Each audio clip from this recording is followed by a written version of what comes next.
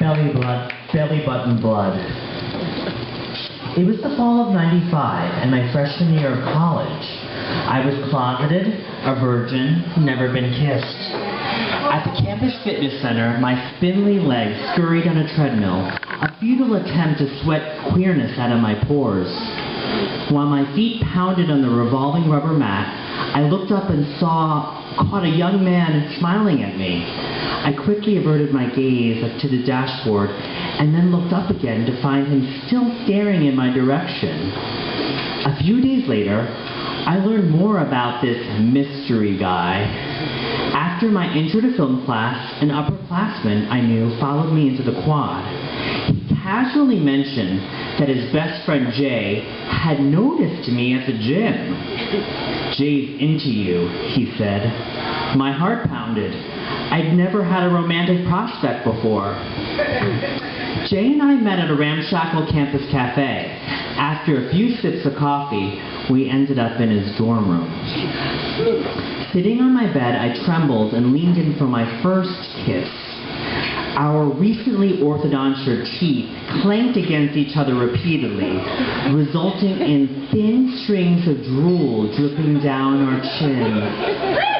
I wiped my saliva-covered mouth with the back of my hand and accepted his invitation to meet for dinner the following Friday.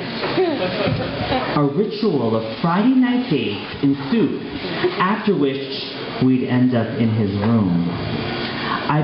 He played a rotation of Fleetwood Mac albums while we devoured each other's mouths like a pair of ravenous coyotes gnawing on a fresh dough carcass.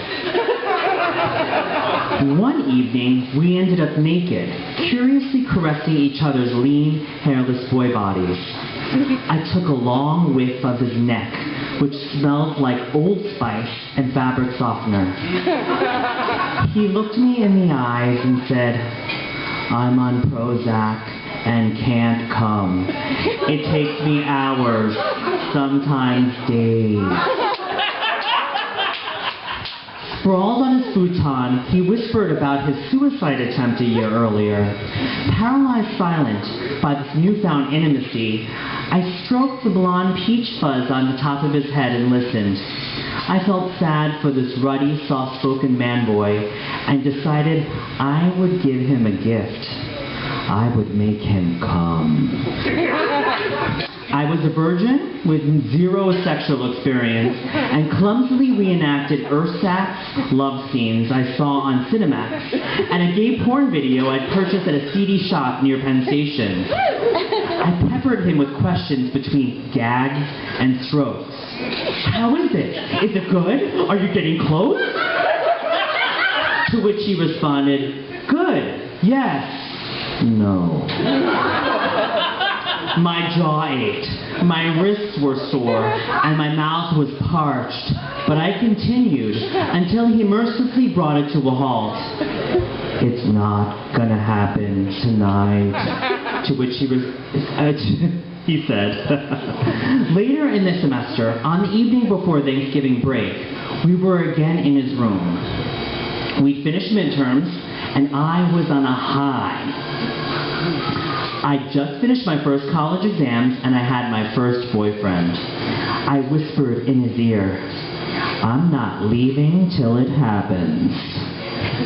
2 hours passed, and I dramatically toppled backwards onto his futon and said, "I give up." He picked up the slack. "I think I can do it myself."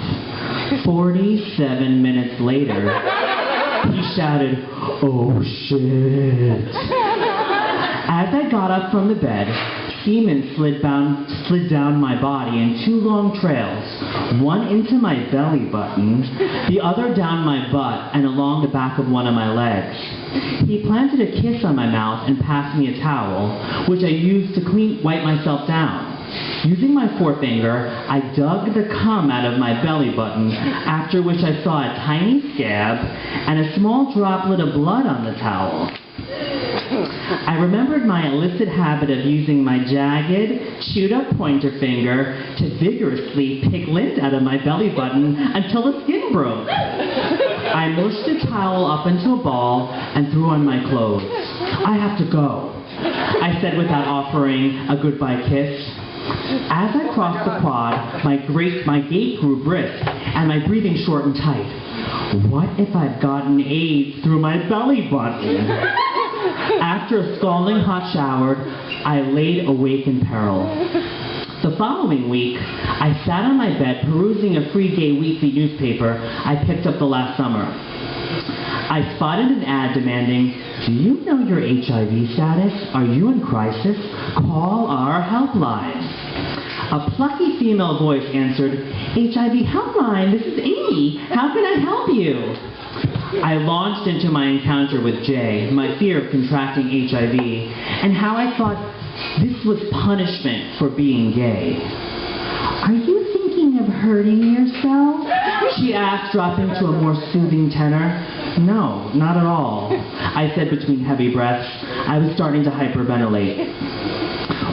"Why don't you try slowing down your breath? Try to take long, deep belly breaths." I followed her instructions and instead broke into heaving sobs. "It's okay, let it out," she said. "So you're telling me you've never had anal sex with this guy?" "No," I said, "never." "And you've never had anal sex with anyone else?" "This was my first experience," I managed between sniffles. "What's his sexual history?" "He's only been with one other person," I said, "another man." "Do you know if he's ever had anal sex?" "He's never done it," I said. "I know you're worried about the belly button scab, but it doesn't sound like you're at risk," she said. "Isn't there a tiny chance, like a minuscule chance that I could have gotten it?" "There is really no chance. Unless he isn't being truthful. You should come in for a test just to be sure," she said. My terror spiked at the possibility of hundreds of unmentioned sexual partners. Split-second images of Jay barebacking with throngs of sweaty strangers were played in a loop in my head. As my heart raced, I said, "I can't come in. I'm not in New York City. I'm in college. Do you think he could be lying?" Oh my. I shouldn't have brought that up. Listen, I shouldn't be saying this, but I would bet $1 million you don't have HIV. I thanked her for her help and called Jay. I mentioned our last hookup and my fear of getting HIV. "Well, you know I've only been with one other guy last year, but we never fucked," he said. "Are you sure?" "Of course I'm sure. Why would I lie?" "I don't know," I said, "but I haven't slept in days because of this. Why should I trust you?"